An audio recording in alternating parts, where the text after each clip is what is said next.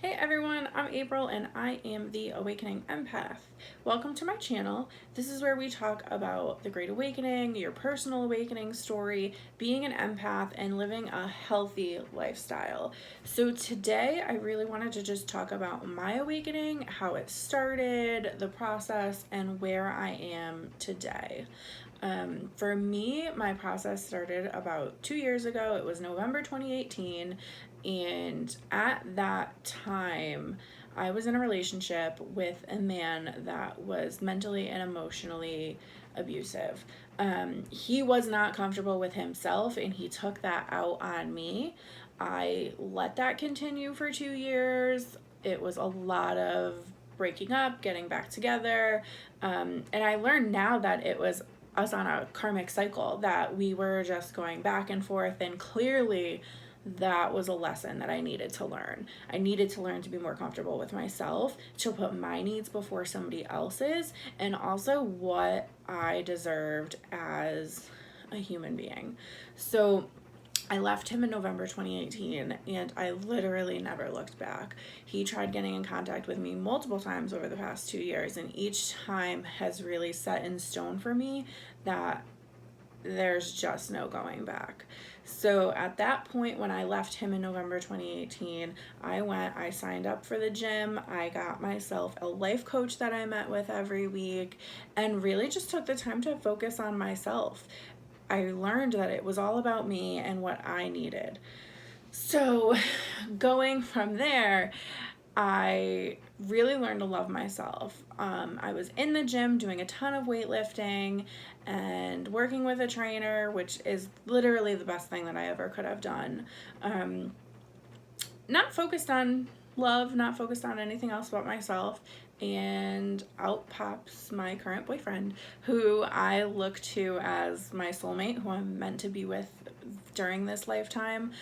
We balance each other out so well. He treats me like an absolute queen. So if your loved one's not doing that, you should probably think about what you're doing. And he's gone on this awakening journey with me. So he never once looked at me funny when I brought home a bunch of crystals and I started carrying them around in my bra. And he's come home while I'm saging the house, getting rid of all that negative energy.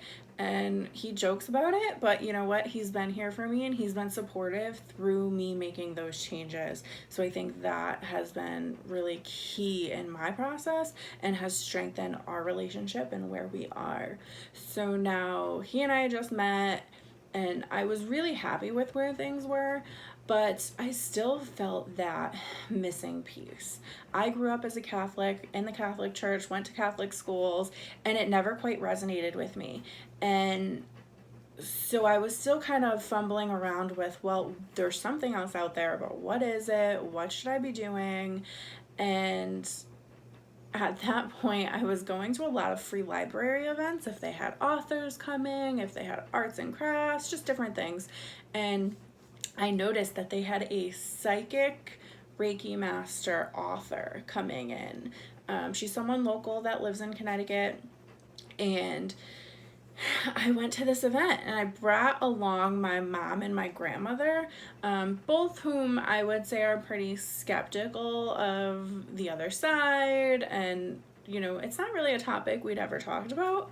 So we go to this event and it just so happens that there's only front seats left. We are not the type to sit in the front row. We usually sit in the back so we can escape. You know how that is. And so we sit in the front row, and this woman starts talking about herself, her history, how she grew up, how she's an empath, how she can feel each other's emotions. She feels the emotions in the room, how she reads auras, and how she connects with loved ones on the other side. And so while she's doing the piece about auras and how everyone has a different color, she points at my mother and she says, "Miss, if you don't mind me saying in front of everybody, you are a mess. You are a hot mess. You need to get yourself out in nature. You need to take yourself on a vacation, get away from everybody, put yourself in the woods or at the ocean, and unplug." And now everybody in the room is staring at my mom and the three of us in the front row. My grandmother and I, who are on either sides of my mother, just look at her in like disbelief. And the woman continues with the presentation, and we just kind of sit there in awe because my mom had just a couple months ago gone through a major medical situation. She was hospitalized for 11 days. It was a really big deal. And so for this woman to just randomly burst out, we've never spoken to her. We had never had any interactions. So for her to pick up on that just on her aura and her sitting there, we were really amazed.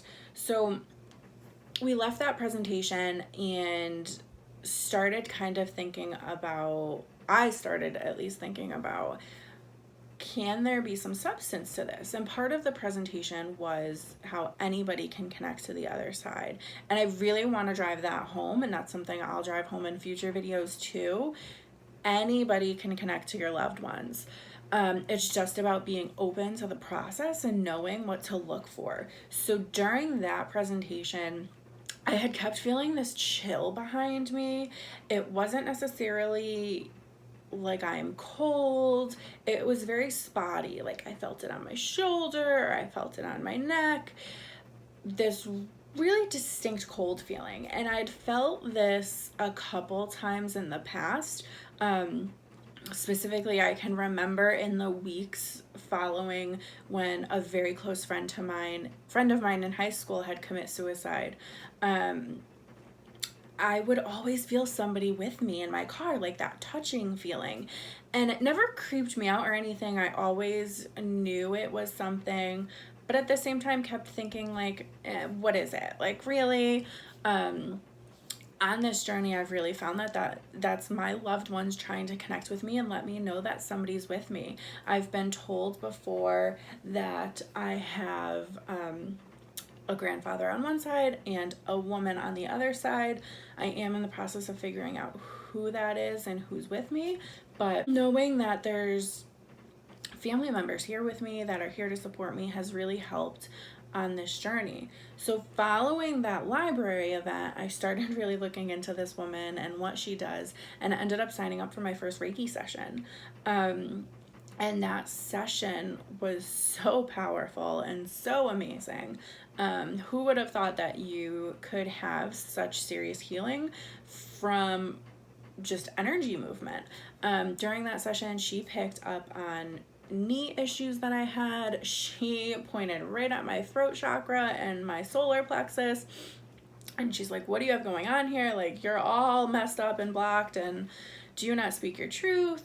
Do you hold all your stress in your stomach? Like, what's going on? And again, she was spot on with everything before I had even told her, which really just blew me away. So following this session, I made the decision that it would be a good idea for me to take the Reiki Level 1 class. So I became Reiki Level 1 certified in October 2019. It is one of the best decisions I've ever made for myself and for my loved ones, to be able to know that if they are in pain or if they have something going on, I can send them some positive energy and help heal them. It's a really helpful feeling for myself, and it's helpful for them because I have seen things improve for them after I send them some distant Reiki or do a session with them. So that was kind of another learning process for me. So now after that, I began considering there's got to be some other stuff, you know. At that time, the Reiki master had told me that I was an empath. And not only was an empath, but I could also feel the emotions of people on the other side. So what I've taken from that since then is I've really been focusing on delving into what it means to be an empath.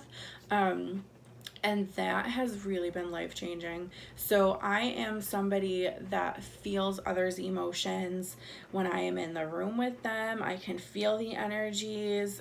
I tend to take that on myself. And additionally, it starts to affect me physically. I have been in the room with a group of people and became extremely ill to the point where I need to leave. And it used to be really debilitating. I used to have a really hard time with it.